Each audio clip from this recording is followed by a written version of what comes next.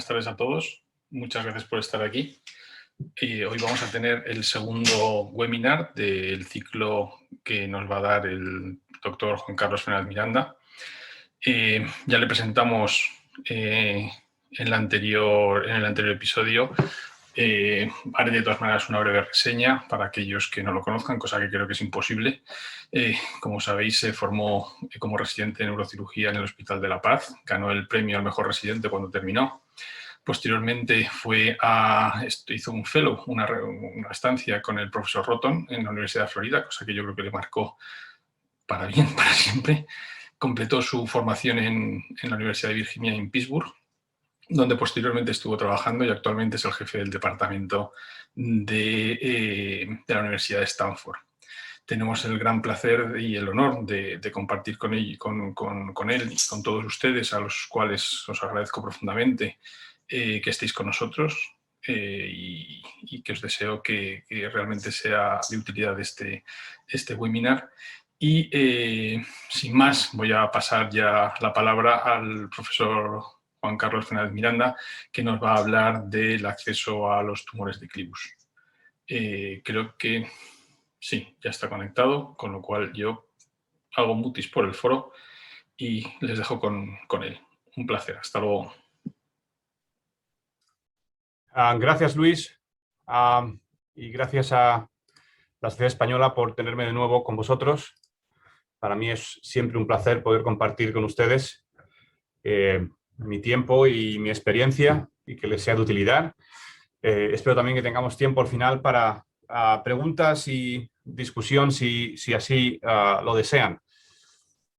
Luis me pidió que habláramos de acceso a tumores de clivus, que es un área realmente muy interesante y que por supuesto ha cambiado mucho en los últimos 20 años. Yo recuerdo cuando era residente en La Paz y tuvimos un tumor de clivus, un cordoma, y hicimos un LEFOR con los maxilofaciales para acceder al clivus y era un abordaje muy grande para al final tener un túnel tan pequeño para llegar al clivus, que esto realmente ha cambiado mucho con la cirugía endoscópica endonasal, como todos saben.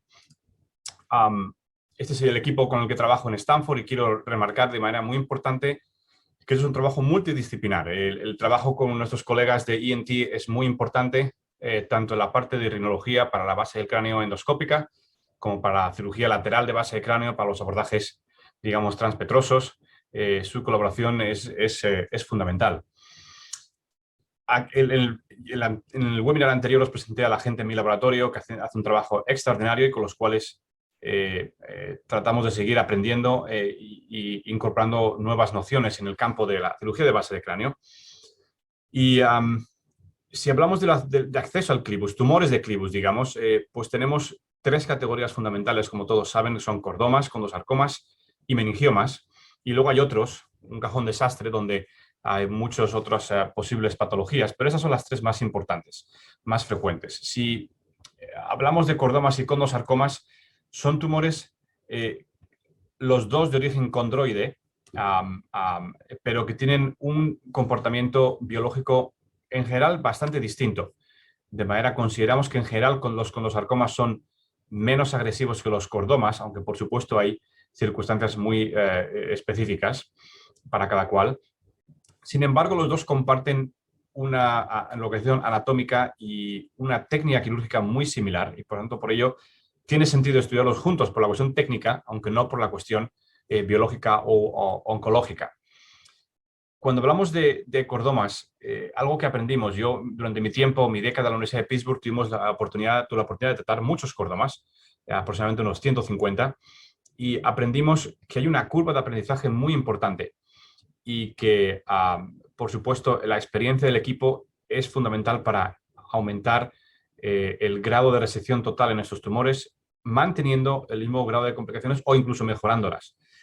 Porque no olvidemos, en la cirugía de cordomas es fundamental conseguir una resección completa. No podemos acomodarnos con una resección parcial. Hay excepciones, por supuesto, de tumores realmente irresecables completamente, pero la gran mayoría se pueden resecar completos. Aquí podéis ver cómo ya, desde hace ya mucho tiempo, pero cómo la resección completa aumentó a medida que aumentaba la experiencia y luego con más experiencias, estos son datos más recientes, vemos cómo el grado de resección total aumentó de manera importante y aunque hay una diferencia muy significativa entre tumores primarios y tumores recurrentes, por supuesto. Sin embargo, incluso los tumores recurrentes hay una curva de aprendizaje incluso más importante. Y vimos que, por ejemplo, si comparamos del año 2007 a 2009 al 2013-2015, digamos el año en el que yo empezaba, al año que ya tenía más experiencia, pues aumentamos un 30% la efectividad de nuestra resección en tumores recurrentes. Y como sabemos, en cordomas hay que ir a por una resección completa lo máximo posible, siempre que sea posible, porque eso tiene un impacto muy importante en la supervivencia de los pacientes, en su calidad de vida.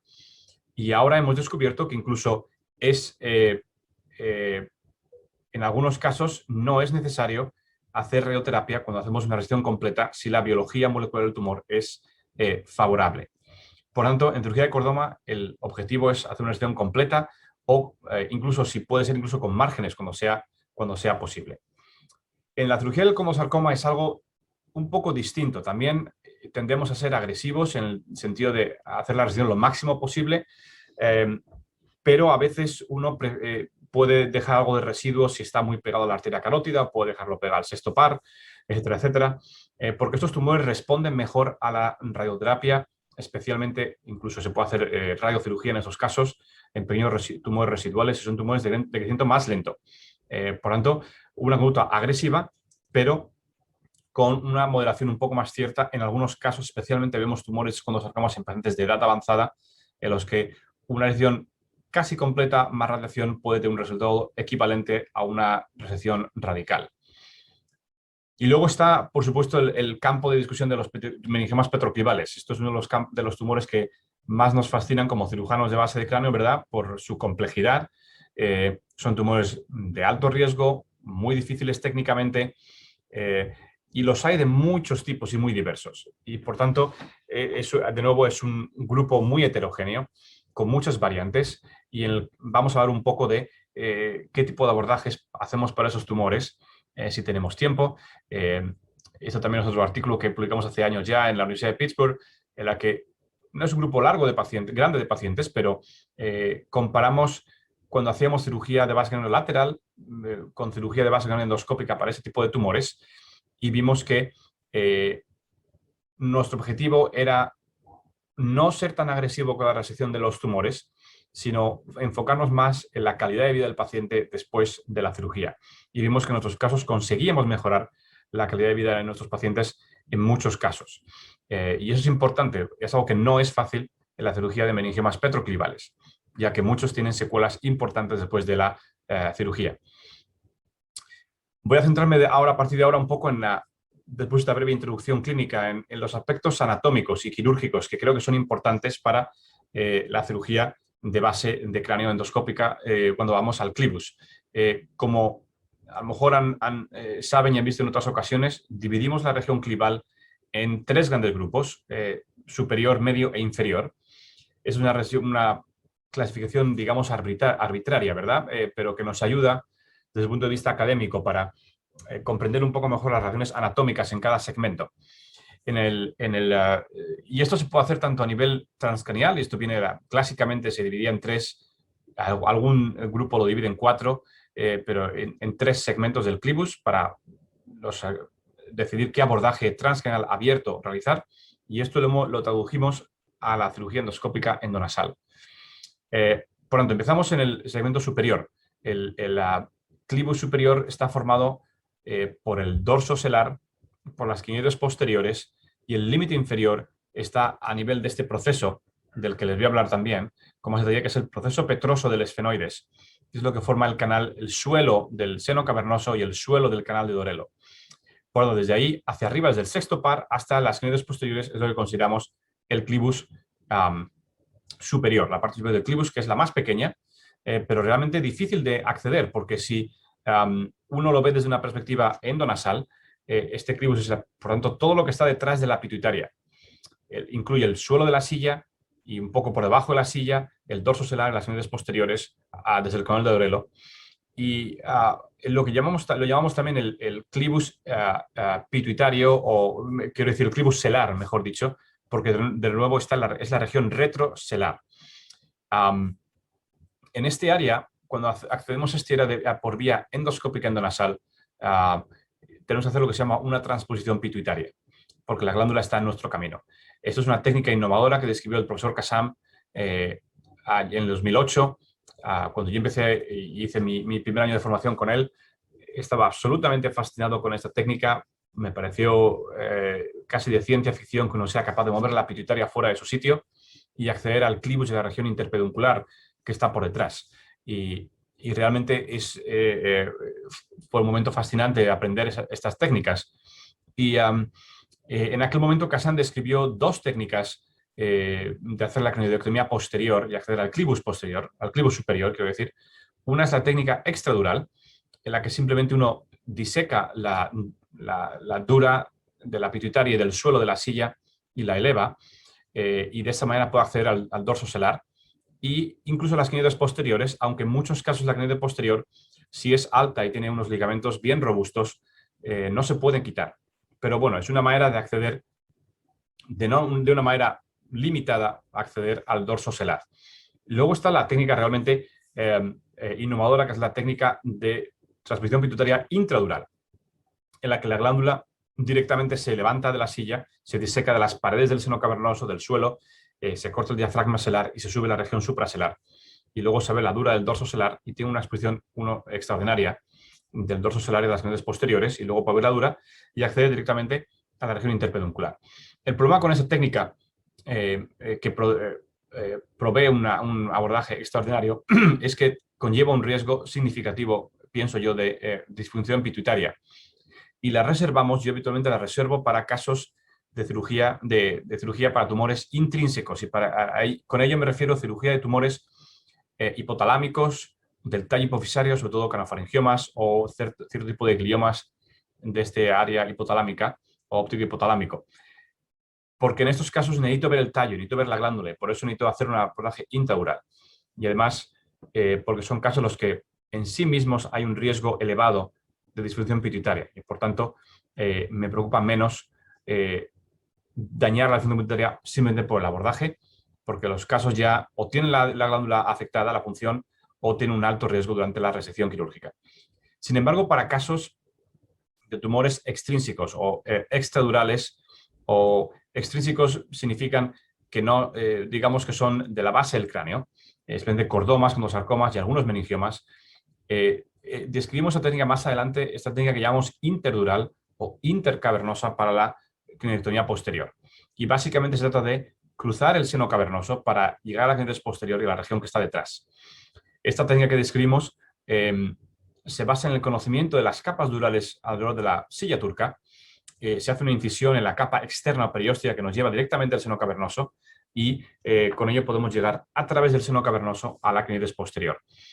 Esto es un poco el equivalente de lo que Doleng describió hace ya mucho, que es describió el abordaje transcavernoso transelar para llegar a la cranioides posterior, y esto es lo contrario, en el sentido que es el abordaje transelar transcavernoso para llegar a la cranioides posterior.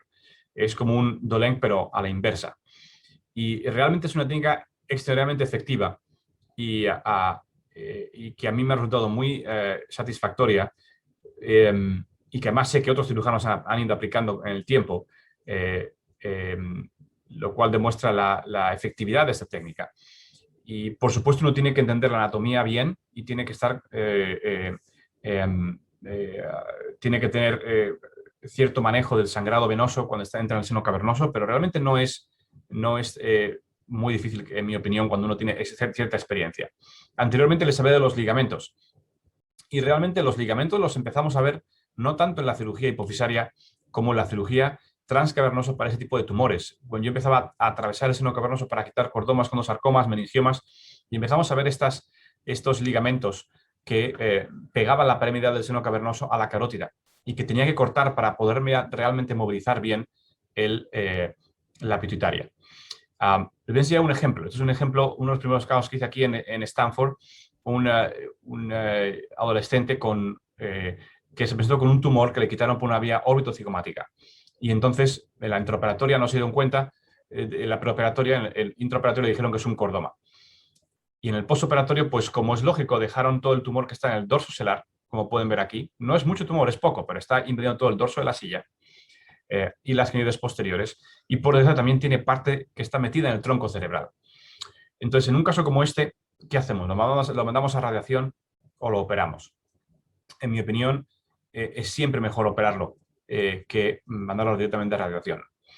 Entonces, este es el caso. Les voy a enseñar cómo se puede ver el dorso de la silla. Está totalmente invadido de tumor. Y aquí puedo intentar quitar lo extraural, pero eso tiene riesgo y es una maniobra ciega. Yo prefiero directamente abrir el seno cavernoso. Como han visto, he utilizado el Doppler primero para mapear la carótida. Habitualmente hay un bolsillo de sangre venosa, un compartimento de sangre venosa que puedo abrir. Ahí se ve cómo sangra, pero con estos agentes hemostáticos se controla el sangrado como es de baja presión sin ninguna dificultad. Y ahora abrimos con este instrumental que ya les mostré la otra vez. Abrimos la pared anterior del seno cavernoso y vemos el primer ligamento, es el ligamento inferior que vamos a cortar. Sabemos que por detrás está la hipofisaria inferior, que a ver, ahí se puede ver el ligamento incluso mejor, y la arteria está justo detrás. Yo no dudo en coagular la arteria. Como les voy a enseñar, realmente no hay un valor añadido en preservarla y te permite con más seguridad movilizar la carótida. Y esto me da un acceso perfecto a una clínica posterior, incluso tan grande como esta.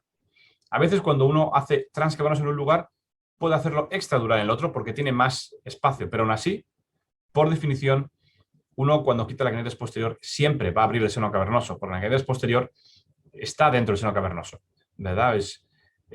Siempre que se quita la clínica posterior, uno abre el seno cavernoso más o menos. Y por lo tanto, a mí me gusta más abrirlo de una manera controlada para poder, digamos, visualizar todas las estructuras que puedan estar en riesgo.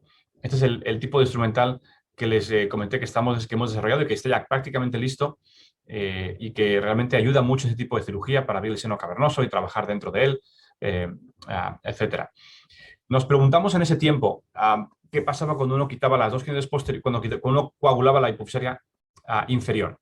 Ese es el primer artículo que hicimos en el 2014. Entonces, hicimos 12 casos consecutivos.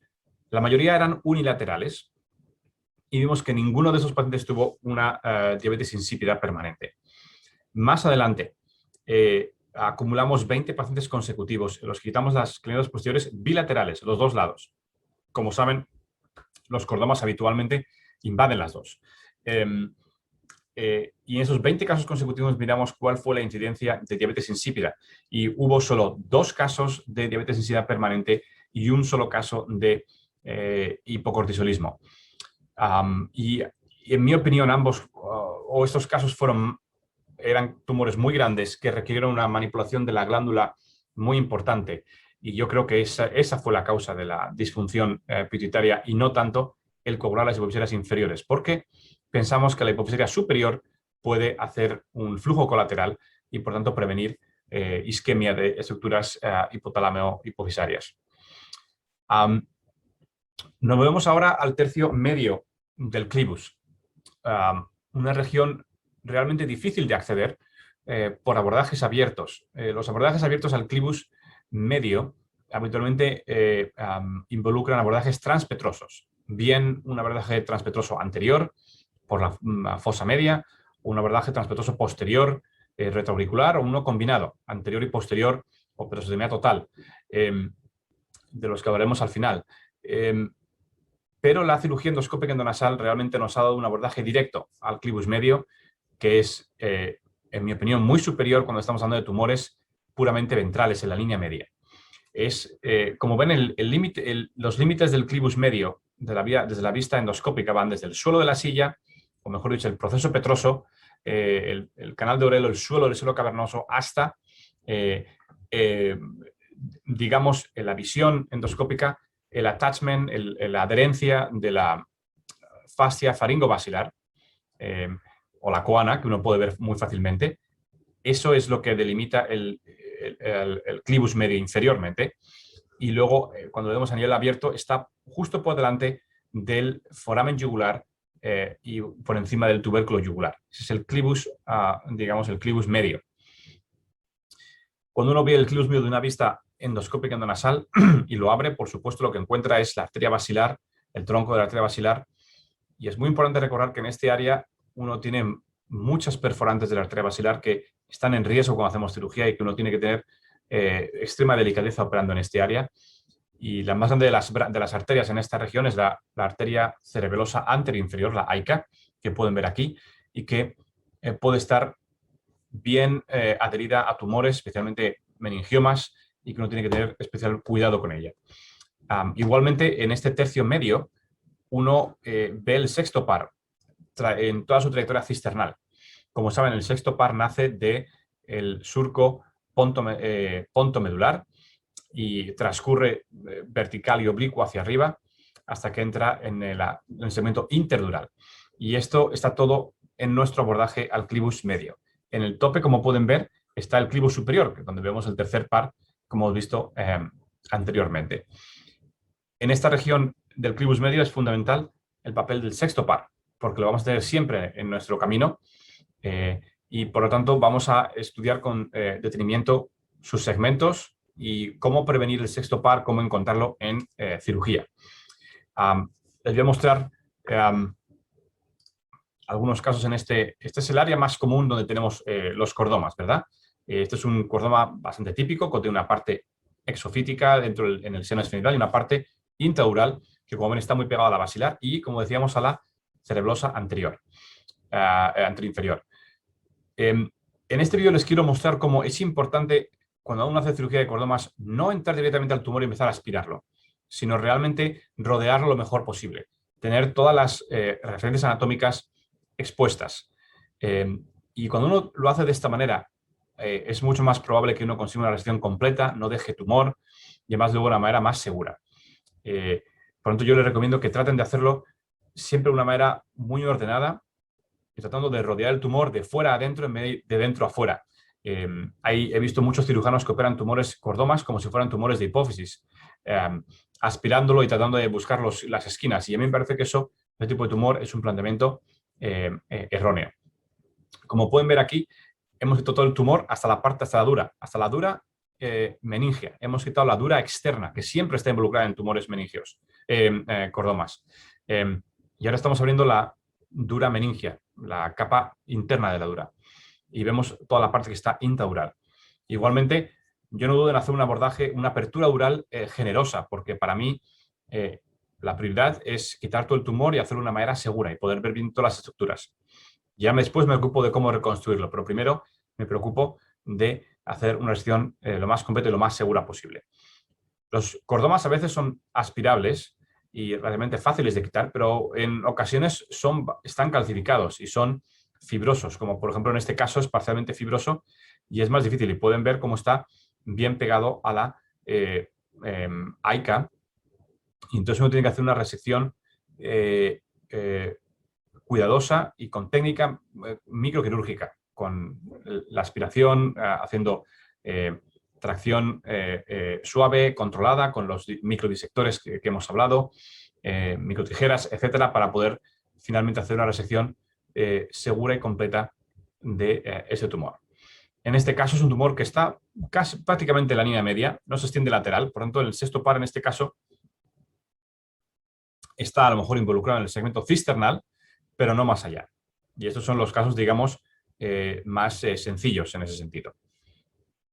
Se puede ver el sexto par, como lo vemos en el segmento cisternal, y como el sexto par realmente nace muy lateral. Por lo tanto, tumores de línea media, el sexto par nos va a quedar en cada lado. Pueden ver el tercer par ahí arriba.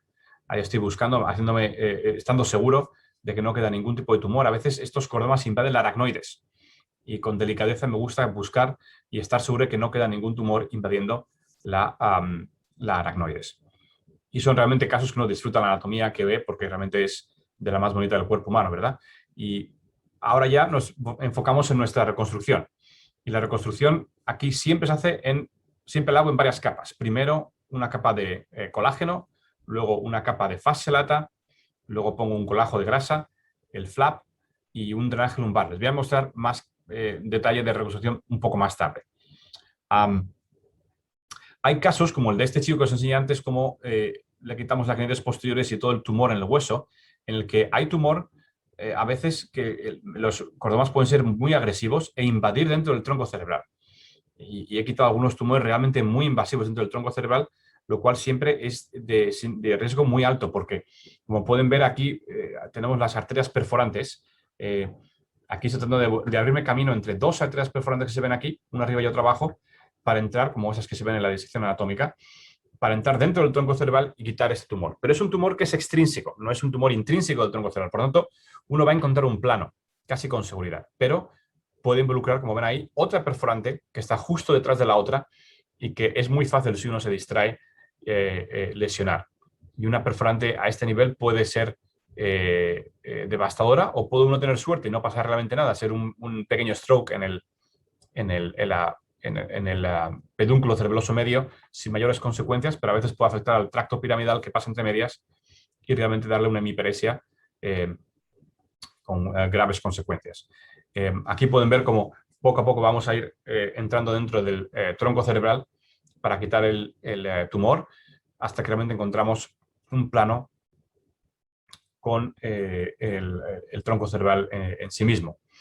Y en estos casos, igual, por ejemplo, ahí se ve una membrana un poco más gruesa que estoy quitando, y esto lo voy a mandar al patólogo para confirmar que no hay células tumorales que se vean a este lugar.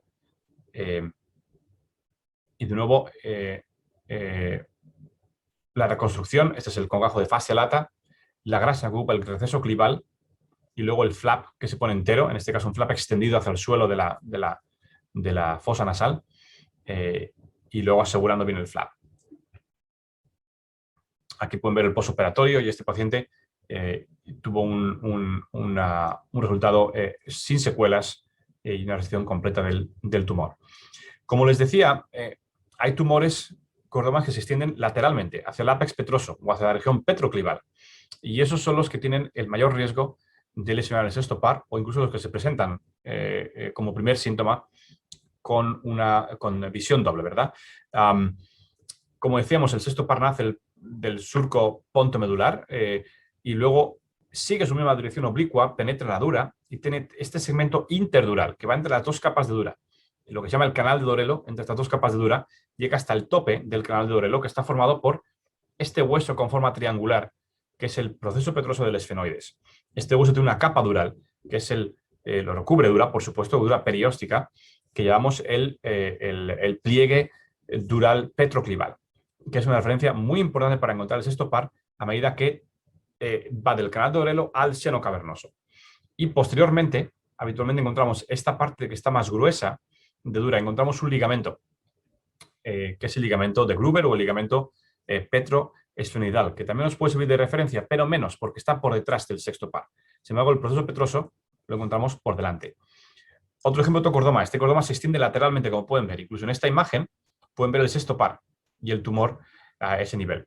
Entonces, ven cómo el tumor está invadiendo el espacio interdural, entre las dos capas de dura. Y entonces, yo sé que el sexto par va a estar aquí, veo el proceso petroso, lo percibo y voy con mi disector, que a la vez es un estimulador eléctrico, para valorar el sexto par. Y aquí veo el sexto par y el proceso petroso justo por detrás. Una vez veo el sexto par, puedo disecar tumor por delante, por detrás, incluso quitar toda la dura. Y puedo ver el sexto par intradural, en su segmento cisternal, lo estimulo para ver que no está sufriendo con mi disección, y puedo cortar la dura alrededor para hacer una resección lo más completa posible. Es muy frecuente que estos pacientes tengan un empeoramiento de la función del sexto par postoperatorio, casi universal. Pero si uno hace esta cirugía con delicadeza y mantiene la integridad del sexto par, la gran mayoría de estos pacientes recuperan. Pueden tardar 3 meses, incluso 6 meses, pero la gran mayoría recuperan completamente la función del sexto par. Hay casos en los que el tumor realmente lo engloba el sexto par y no tiene que decidir si sacrifica el sexto par o no. Y en general, eso va caso a caso, pero yo, si puedo, intento preservar el sexto par, aunque haga una disección más o menos agresiva alrededor del nervio. Como les decía, el proceso petroso del esfenoides es una referencia anatómica muy importante. Si uno ve la anatomía de la base del cráneo, es este proceso que sale del hueso esfenoidal, está en la base de la craneoides posterior, se va lateral y es lo que articula con el ápex petroso. Y es precisamente esta referencia anatómica la que yo utilizo para encontrar el sexto par, porque esto está justo detrás de la carótida. Y si uno tiene la carótida completamente expuesta, puede disecarla y con el disector puede sentir la curvatura del proceso petroso. Y sé que el sexto par va a estar a ese nivel un poco más lateral, justo por detrás de la carótida, de la arteria carótida. Como lo pueden ver aquí en esta disección, la carótida se ha expuesto y la podemos movilizar con cuidado, y aquí vemos el proceso petroso y el pliegue dural, y si lo quitamos el proceso petroso y le quitamos el pliegue dural, podemos ver el sexto par, y además lo liberamos de esa curvatura que hace que esté más sensible a ser dañado. Les voy a enseñar un ejemplo de cómo aplicamos esto en cirugía. En este caso se trata de un condrosarcoma. Uno de esos casos que decíamos, un paciente ya de edad avanzada, con este condrosarcoma presenta con un sexto par, va desde el seno cavernoso hasta, como pueden ver, el foramen yugular. Este tipo de cirugía en el pasado era realmente invasiva, con abordajes preauriculares, quitando incluso a veces la mandíbula, etcétera, etcétera.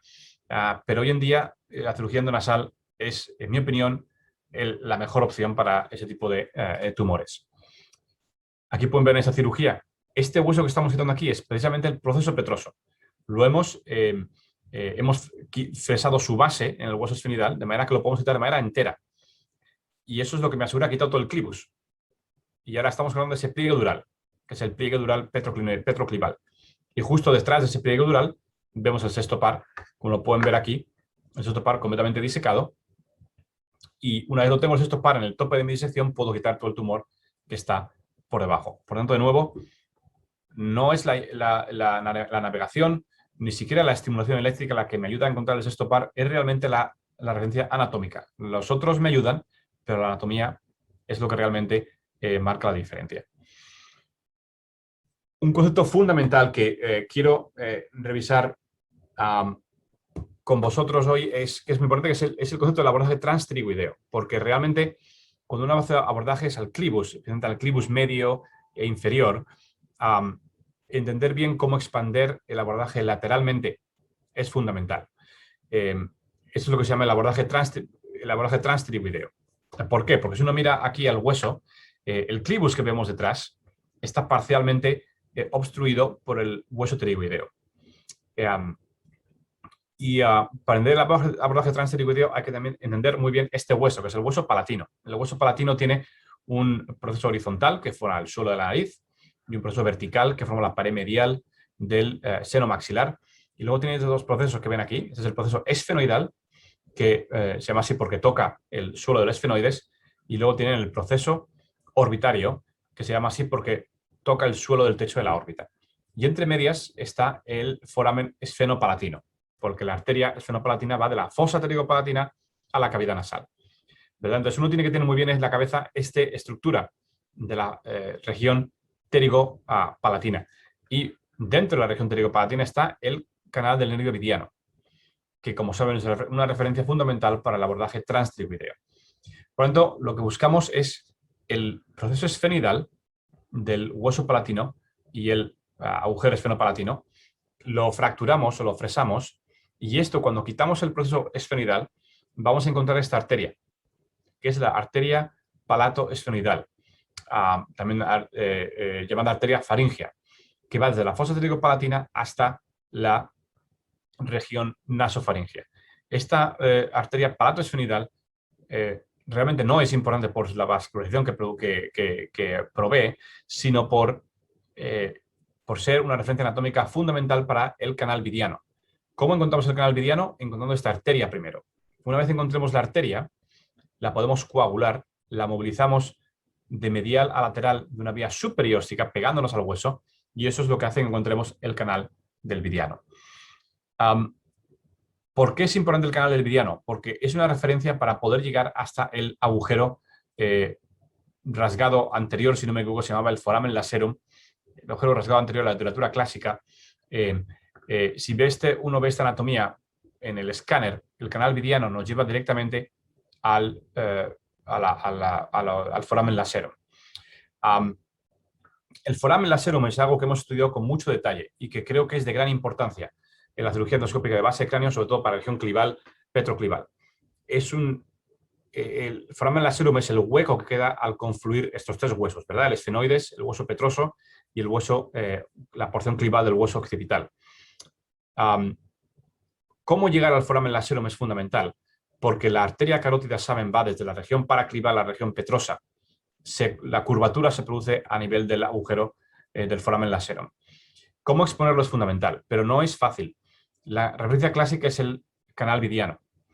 Como pueden ver aquí, si uno sigue el nervio vidiano hasta el final, el nervio vidiano entra en la fosa media, desde la fosa palatina a la fosa media, vía el agujero rasgado anterior. Por eso es importante esa relación anatómica. Pero hay una relación anatómica que describimos que es más importante todavía que el vidiano, que es la fisura pterigo-esfenoidal.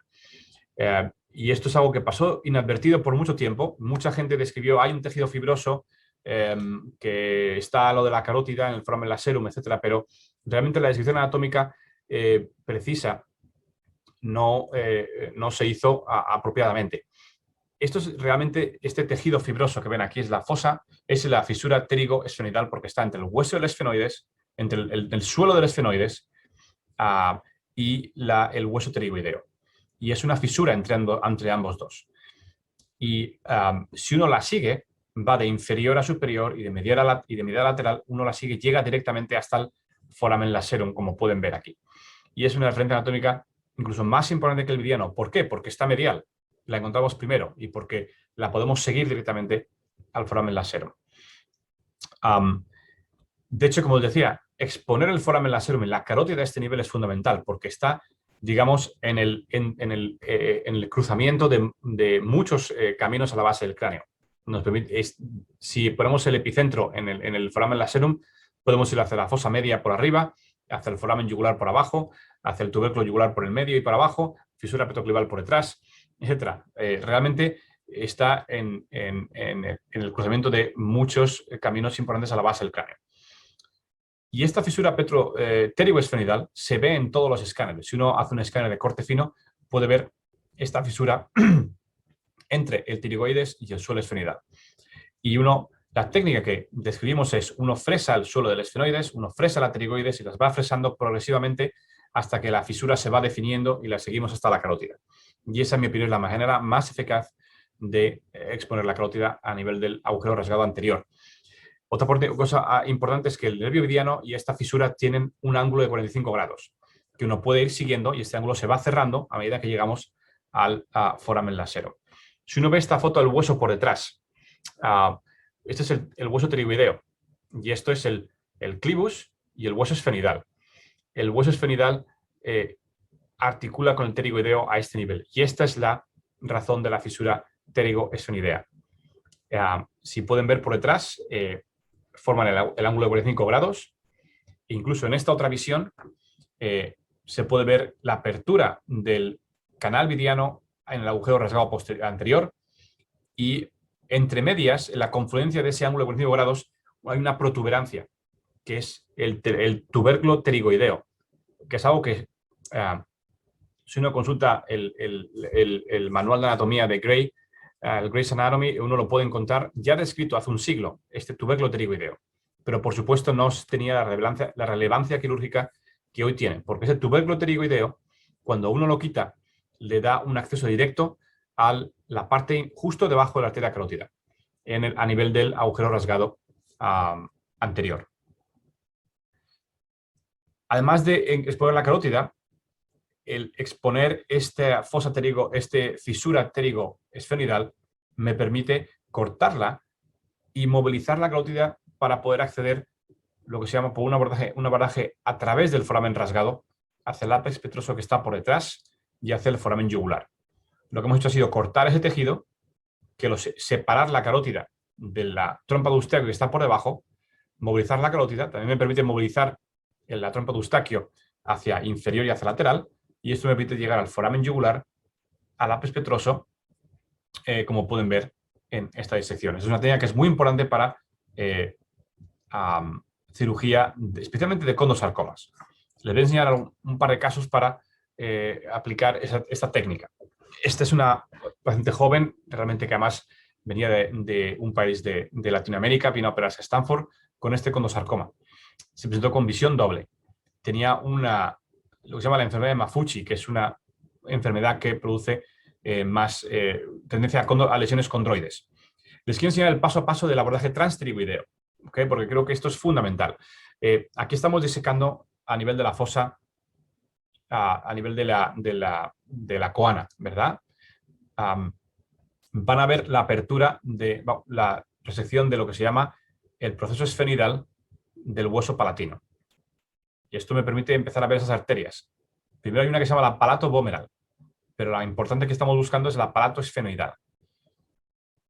Una vez corto la palato esfenoidal, la ven cómo va la nasofaringe, puedo disecar y encontrar el canal del vidiano. Y esa es la manera anatómica de encontrar el canal del vidiano. Una vez lo encuentro, puedo fresar entre el vidiano y el suelo del esfenoides. Y encontrar la fisura térico-esfenoidal y seguirla.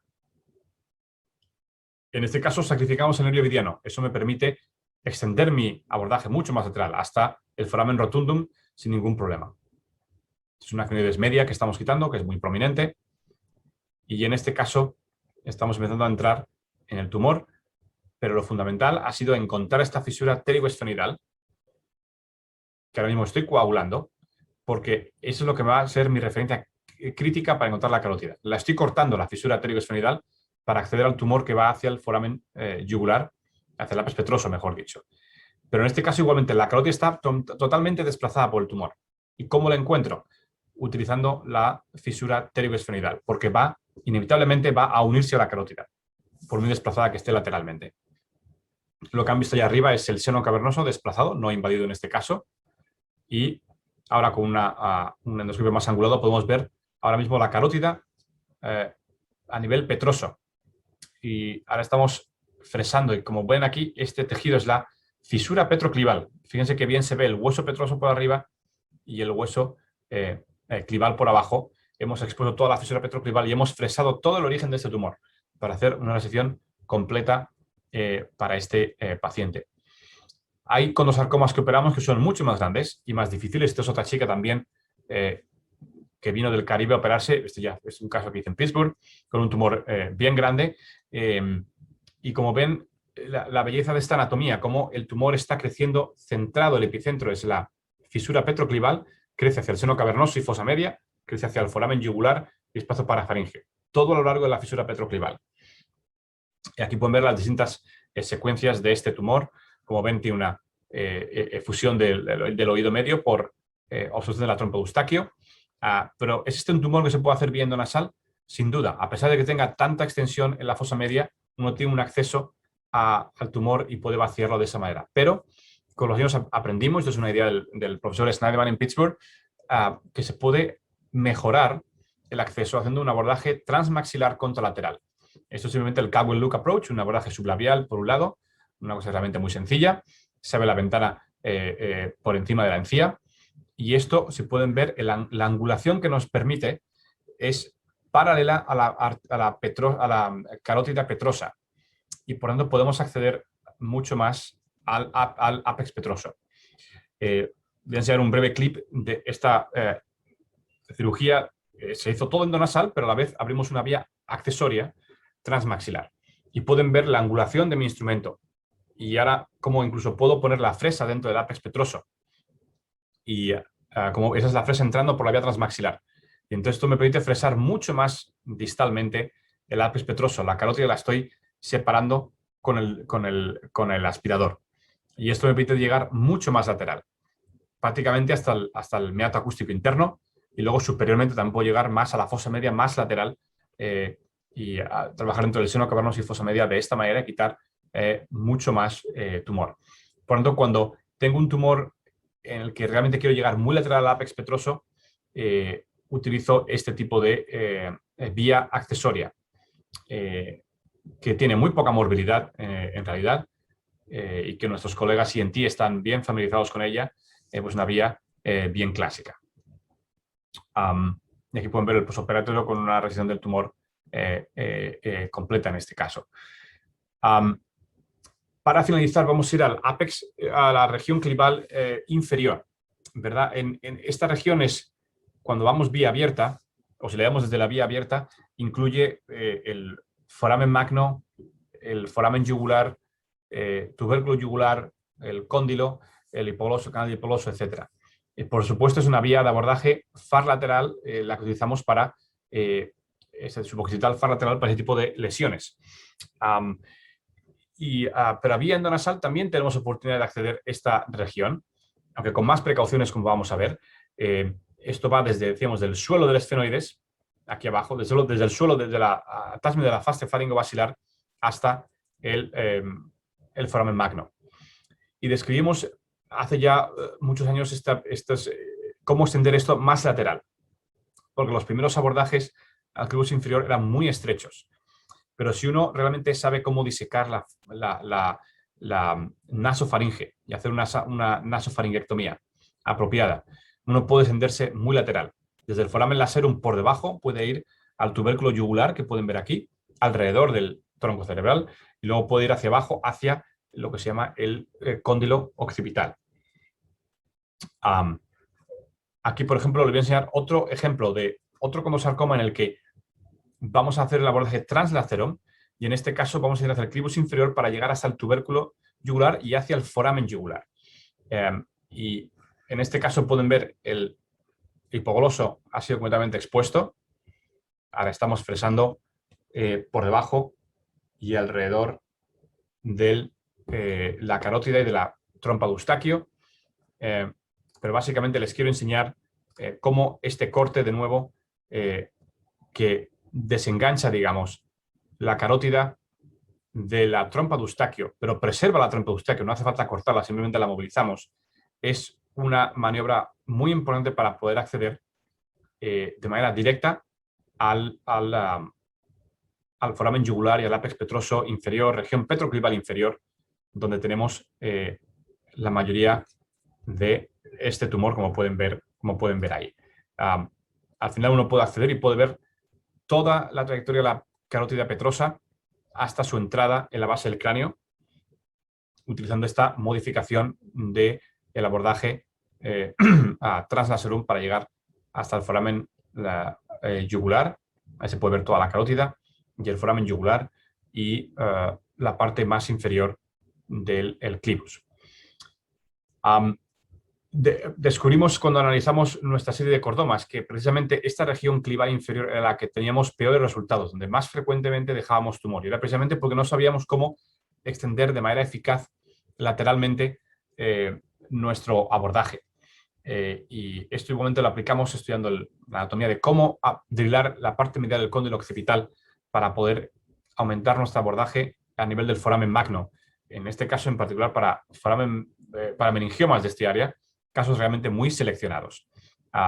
Y esto nos permite hacer resecciones como en este caso, en el que fresando todo el tubérculo yugular o bien estando erosionado por el tumor, uno al final tiene una visión directa de los pares generales bajos, 9, 10 y 11, y ese es el hipogloso, la arteria vertebral, cuando uno aprende cómo expandir el abordaje lateralmente.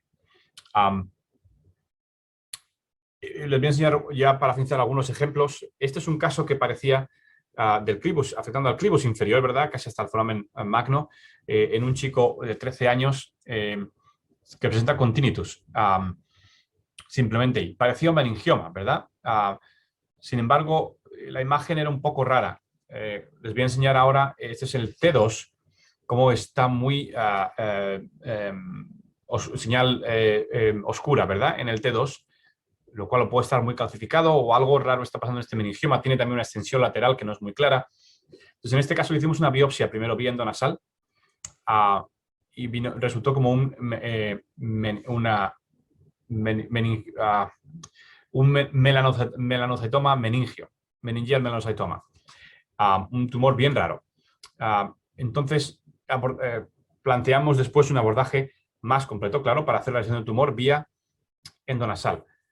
Esta es una región que realmente es muy difícil de acceder por vía abierta porque tiene todos los pares generales bajos alrededor. Y inevitablemente va a tener que manipular esos pares bajos para llegar al tumor y tiene las vertebrales en cada lado. Y a mí me parece que el abordaje endonasal es ideal para este tipo de casos, siempre y cuando estén por encima del foramen magno. Aquí puede ver de nuevo la fisura trigesfendal, como utilizamos para exponer la carótida. Pueden ver la pigmentación del hueso y sobre todo de la dura en negro, porque es un melanocitoma, ¿verdad? Y Este fue un caso realmente muy difícil porque el tumor era tremendamente fibroso, nada aspirable, y fue una cirugía realmente muy tediosa. Como pueden ver, es totalmente fibroso, es con el CUSA a la máxima potencia, pero al final, después de muchas horas, conseguimos progresar y empezar a disecar el tumor de las alturas de alrededor. Pueden ver la unión vertebrobasilar. Este es el sexto par en el tope del tumor, en la parte más alta. Y pueden ver lateralmente se ve el séptimo y el octavo, y más abajo se ven los pares canales bajos, y por lo tanto acceder a ese tumor por una vía lateral realmente tiene muchas dificultades y riesgo para los pares canales bajos. E igualmente la visión que uno tiene de la interfase entre la arteria, el tronco cerebral y el tumor desde la vía endonasal es privilegiada. Puedo ver perfectamente estos planos. Sin embargo, como una vía lateral no lo veo con tanta definición, ¿verdad? Por supuesto, la dificultad técnica de hacerlo por vía anterior, pero con experiencia uno puede hacer una disección muy precisa, casi como si estuviera por un abordaje microquirúrgico. Esto se puede ver, es una vena que estaba pegada al tumor, que en este caso decidí sacrificar. Eso es lo que se llama, si no me equivoco, una vena petrosa inferior, que no suelen tener ninguna relevancia. Y esto es la parte más lateral del tumor. Sabemos que hay una parte lateral del tumor que no voy a poder quitar. Y de hecho el plan es ir por una vía retrosigmoidea después para quitar ese tumor. Pero ahí pueden ver el surco ponto medular y el origen de los pares canales bajos y cómo esta vía de abordaje evita toda esa manipulación. Al final hicimos una sección casi completa, pero dejé un poco de tumor que estaba muy pegado a la basilar y a las perforantes y que me parecía que era demasiado riesgo quitarlo de manera completa. Después a este chico le hicimos un abordaje retrosigmoideo 2 meses después para quitarle el resto que estaba lateralmente, y el chico hizo una recuperación fantástica. Pueden ver el posoperatorio sin fístula y con un resultado sin ninguna secuela en este paciente aquí jugando al fútbol. Para terminar, unas palabras en meningiomas petroclivales, que, como decíamos al principio, son tumores de gran dificultad y que para mí personalmente y para muchos de los cirujanos es uno de los retos más difíciles, ¿verdad? Y además vienen de manera muy diversa. Y yo creo que, por supuesto, no hay un simple abordaje para ellos. Hay varias opciones. Las 3 fundamentales son el abordaje retrosigmoideo extendido o con variaciones, el abordaje transpetroso y el abordaje endonasal, que es el más controvertido de todos ellos. Entonces, quiero enseñarles distintos casos y cómo decidimos. También está la cuestión de cuál es el objetivo de la cirugía cuando hacemos un meningioma petroclival. ¿Es nuestro objetivo hacer una lesión completa o vamos a tratar de mejorar los síntomas del paciente cuando tiene una compresión del tronco cerebral importante? Y depende del paciente, depende de la edad, de su estado de salud, depende de varios factores. Pero a veces yo elijo hacer una cirugía más conservadora, digamos de descompresión. Por ejemplo, este paciente que tiene aquí 73 años es una señora, 73 no es tan mayor, pero realmente con un estado de salud bastante precario y con muchos síntomas de no poder andar, básicamente. Entonces, simplemente un abordaje retrosigmoideo le puedo quitar la mayor compresión al tronco cerebral, una cirugía más o menos rápida, no rápida, pero no tan larga y con menos riesgo, y le puedo dejar todo el tumor en el lápiz petroso, en la fosa media, que no le está produciendo ningún síntoma. Y esto, en este caso, es una estrategia muy exitosa. Igualmente este otro paciente con un tumor cerebral más ventral, con muchísima compresión del tronco cerebral, le puedo hacer una vía endonasal, le voy a dejar tumor un poco lateral, pero le voy a descomprimir el tronco cerebral de manera muy efectiva. Y luego el residuo se puede quitar vía retrosigmoidea, se puede vigilar, se puede radiar, hay distintas opciones. Es una posible estrategia. Luego tenemos otros meningiomas. Por ejemplo, este es un meningioma que es la variante más bien clival, predominantemente clival. Esto es un caso y un paciente también mayor, 75 años, pero con ataxia significativa. La alternativa en este caso es hacer un abordaje transpetroso combinado, que creo que en esta edad y para ese tipo de tumor tan ventral es de alto riesgo. Sin embargo, la vía endonasal que practicamos en este caso funcionó perfectamente, le quitamos la gran mayoría del tumor, mejoría clínica y fue una buena elección para este caso. Igualmente, este tipo de tumores, este es un tumor más bien centrado en la clinoides posterior y es un tumor que hice por una vía endonasal en la que se puede ver como la glándula hipofisal está completamente en el aire en un lado, es una transposición pituitaria completa en un lado y puede desde el tercer par hasta el sexto y el quinto por abajo. Y es una gestión completa o casi completa de este tumor.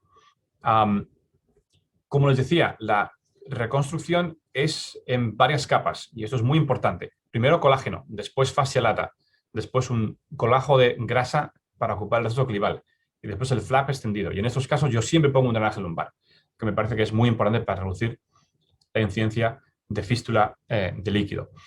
Pero quiero acabar enseñándoles complicaciones, porque por lo tanto esto es un tumor petroclival gigante que hice aquí en Stanford hace un par de años.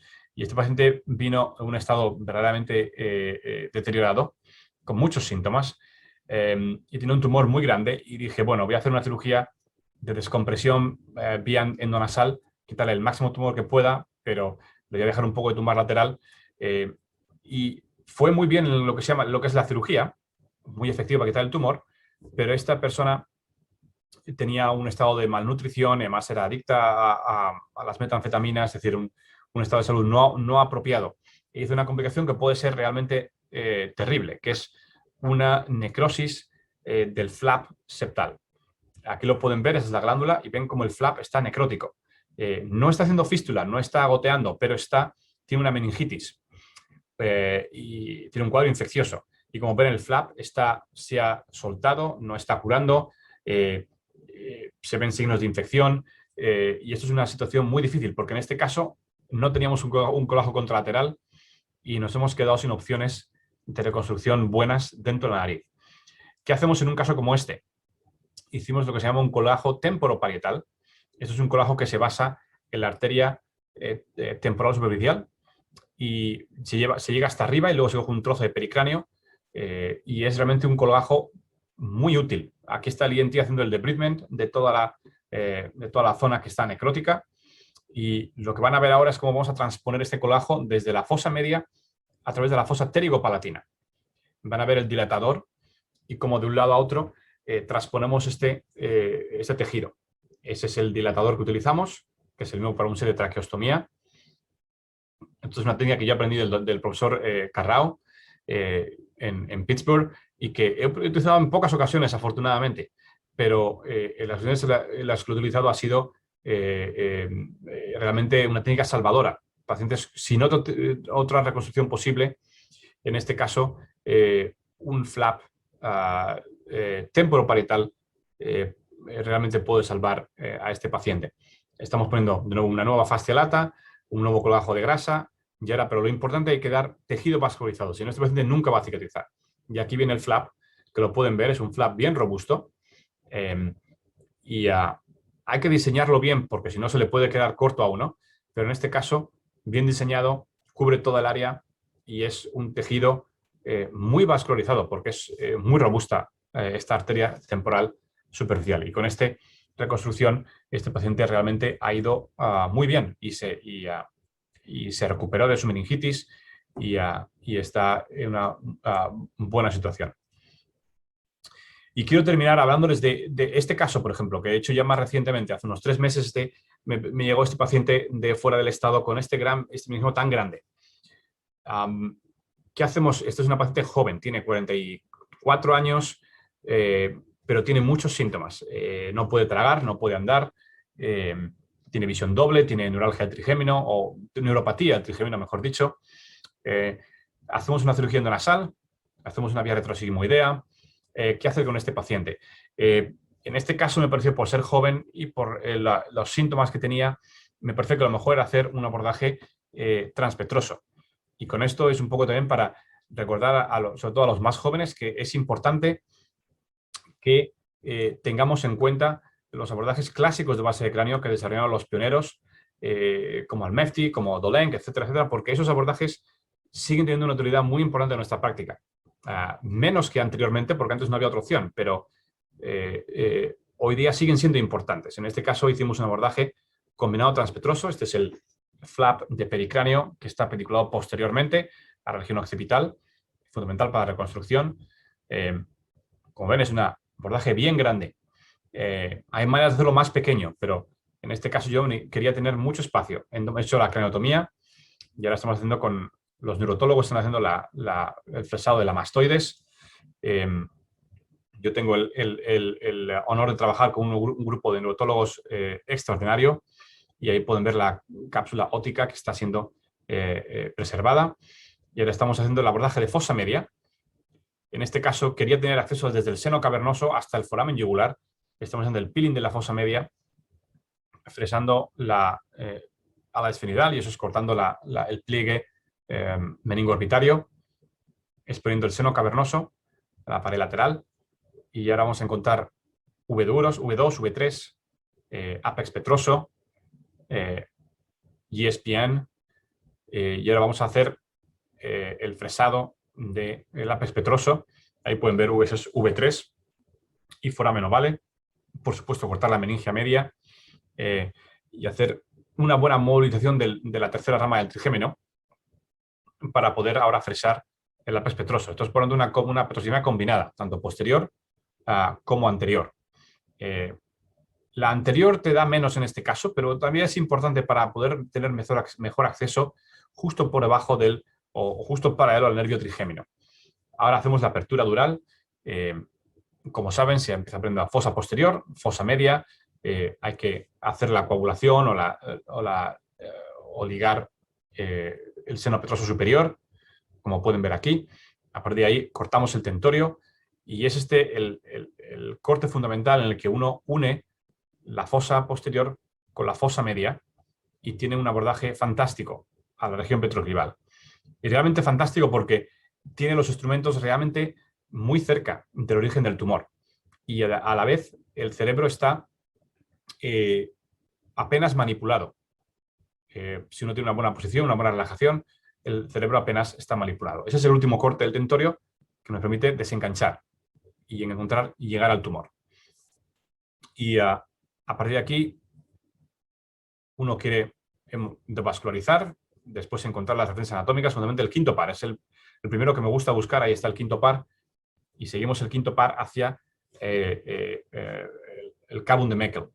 Y vamos a abrir la dura del cabum de Meckel, como ven ahí, y luego con este bisturí puedo abrir el cabum de Meckel y puedo seguir el quinto par desde la fosa posterior a la fosa media. Y habitualmente hay tumor dentro del cabum de Meckel que puedo quitar. Igualmente de ahí me da directamente acceso a la región petroclival y al clivus, que está justo por delante. Sé que el sexto par va a estar por debajo, lo vamos a ver brevemente, el sexto par. Y afortunadamente era un tumor que era relativamente blando, no era muy fibroso. Afortunadamente, si no hubiera sido todo mucho más difícil. Pero con un tumor de consistencia favorable, uno puede hacer un trabajo extraordinario aquí. Y ahora estamos trabajando alrededor del complejo del 7 y el 8, quitando el tumor alrededor del séptimo y el octavo par. Y al final puede ver, tiene una vista de los pares generales bajos, el séptimo y el 8, el quinto, el sexto que hemos preservado también, el cuarto también está preservado, y conseguimos hacer una resección del tumor prácticamente completa. Este es el posoperatorio inmediato.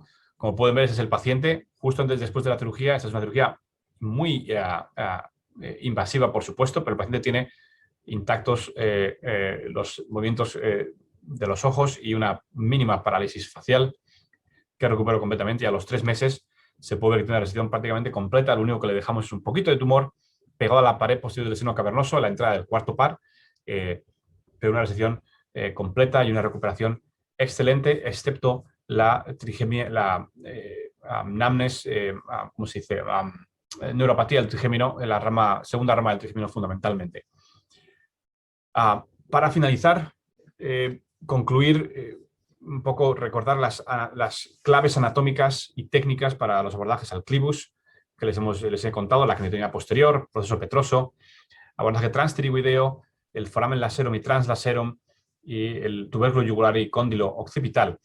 Recordar lo importante de la reconstrucción, y que muchas veces la morbilidad viene de una reconstrucción que falla, y cómo es fundamental utilizar varias capas, drenaje lumbar, y tener incluso acceso a flaps más avanzados en casos extremos. Y por supuesto recordar que es fundamental combinar, añadir abordajes clásicos de base craneal para nuestro armamentario, porque algunos pacientes lo siguen necesitando, sin ninguna duda. Y por último, remarcar la importancia de la curva de aprendizaje y del entrenamiento que uno necesita para hacer ese tipo de tumores y cómo tenemos que buscar siempre el bien del paciente y tener la preparación apropiada para poder hacer esos tumores con la máxima garantía de éxito. Muchas gracias por vuestra atención. Disponible para cualquier pregunta. Muchísimas gracias. Muchísimas gracias, Juan Carlos. La verdad es que es espectacular. Yo creo que nos has dejado, vamos, a mí por lo menos me has dejado absolutamente impresionado. Una cosa antes de nada, por favor, a todos los asistentes, recordaros que hay una encuesta que es fundamental, una encuesta de que si os ha gustado, si no os ha gustado, si habéis visto que es fundamental para nosotros, por favor, no os vayáis sin hacerla. Bien, hay varias preguntas. La primera de ellas es si utilizas siempre navegación y cómo priorizas dónde estás. Es decir, si evidentemente tu conocimiento anatómico es enciclopédico, te ayudas mucho de la navegación y veo que usas también muchísimo el Doppler. ¿Lo usas tanto como parece y le das la importancia que parece o cómo lo haces? Lo segundo sí, el Doppler lo utilizo siempre y además porque es el gratis, ¿sabes? Y es un Doppler que es reutilizable, ¿no? Hay algunas compañías que utilizan Dopplers de un solo uso, también parece un gasto innecesario, pero el Doppler que tengo se puede utilizar cientos de veces, ¿no? Entonces lo utilizo de manera compulsiva incluso, sobre todo cuando estoy en el seno cavernoso.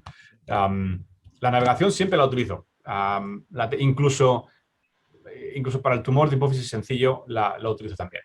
Y es una cuestión de rutina y una cuestión sobre todo de seguridad, digamos. Sobre todo cuando uno trabaja con residentes o con fellows, a ellos les hace más falta la navegación y me parece que es importante que la tengan disponible. Por lo tanto, sí, siempre lo utilizo. Bien. Nos has enseñado un montón de abordajes y un montón de tumores. El abordaje, por ejemplo, transmaxilar, que es muy ingenioso, me parece me parece interesante. Tú dices que es simple, seguro que en tus manos todo parece simple. ¿Qué te parece el abordaje transorbitario? Porque realmente uno, si mira realmente la anatomía, y yo sé que tú eso sabes muchísimo más que yo, por supuesto, parece que transorbitariamente el abordaje a la llegada al clivus medio, por ejemplo, sería, sobre todo en los tumores de laterales, sería bastante más simple. ¿Qué te parece a ti eso? ¿Dices que un abordaje medio, transorbitario? Sí. Endoscópico. Es decir... Es interesante. Yo he utilizado abordajes transorbitarios. Los que más utilizo son para fosa media, vía lateral, una conotima lateral. He utilizado, por supuesto, para el eyebrow, ¿no? Eso es más normal, pero a nivel medio, es lo que se llama el abordaje transcoruncular. ¿No? Uno tiene que cortar la corúncula, que es esta cosa roja que tenemos aquí en el ojo. Y lo bueno de ese abordaje es que no deja cicatriz ninguna. Y entonces yo lo hago con cirugía con el cirujano oculoplástico. Ellos mueven el ojo lateralmente y te va un acceso a la etmoides y puedes ir hacia arriba al seno frontal o puedes ir hacia abajo a la cavidad nasal. Solo lo he utilizado para ir al seno frontal. Es cierto que en el laboratorio experimentamos utilizar ese abordaje para ir a la parte, como bien dices, del clivus más lateral posible. Pero nunca lo he aplicado en cirugía. Y es interesante porque es cierto que el abordaje transmaxilar contralateral es muy bueno para el látex petroso y un poco al seno cavernoso, pero por debajo no tienes buen acceso porque tienes el cornete inferior que te impide llegar más abajo. Y a no ser que uno haga una resección del cornete inferior más importante, estás muy limitado. Por lo tanto, es interesante, es una cuestión de explorar. Quirúrgica no tengo experiencia con ese, para el clivus.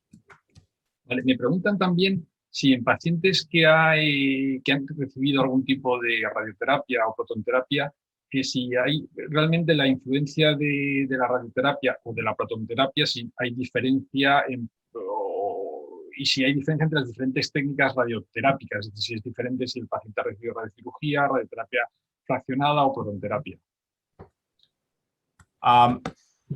Realmente no soy la persona más apropiada para hablar de radioterapia, no es mi campo. No, en pacientes que hay que reoperar y que han sufrido ese tratamiento. Entiendo, las implicaciones quirúrgicas, quieres decir. Yo creo que sí, los que han tenido especialmente proton beam o radioterapia fraccionada clásica, son los que más me preocupan, porque los tejidos son distintos, hay más fibrosis, y a veces tenemos que operarlos, pero sin duda es peor, es más difícil.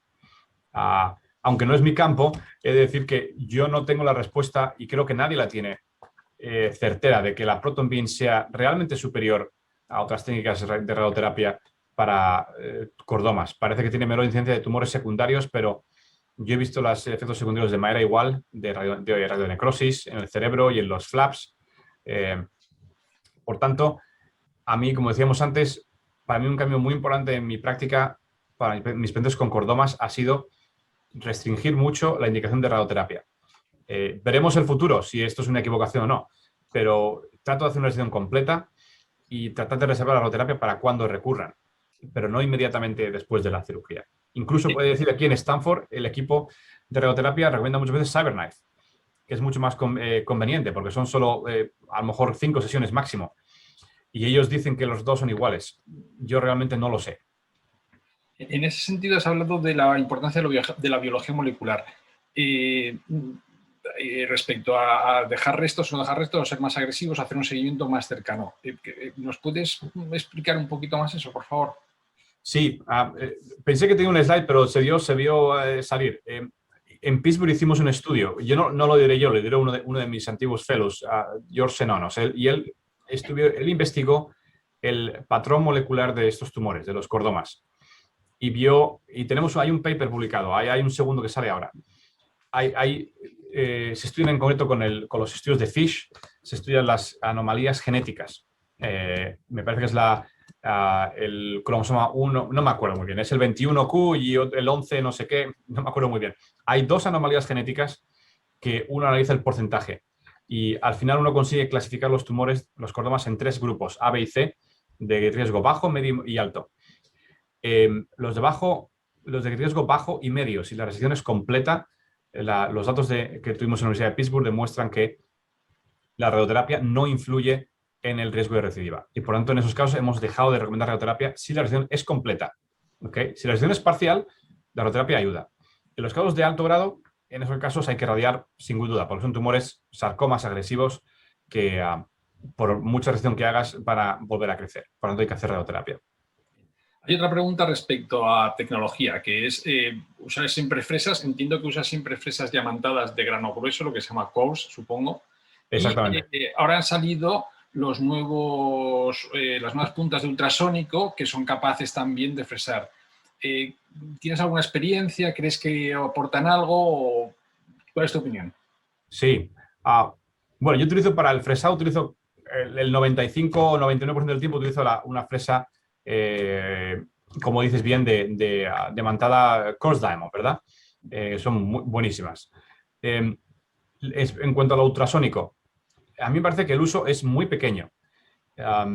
Yo he visto a otros cirujanos que que fresan la silla con eso. A mí personalmente me parece que no tiene ninguna indicación porque además uno pierde el feedback con el fresado ultrasónico. No tiene la misma sensación táctil.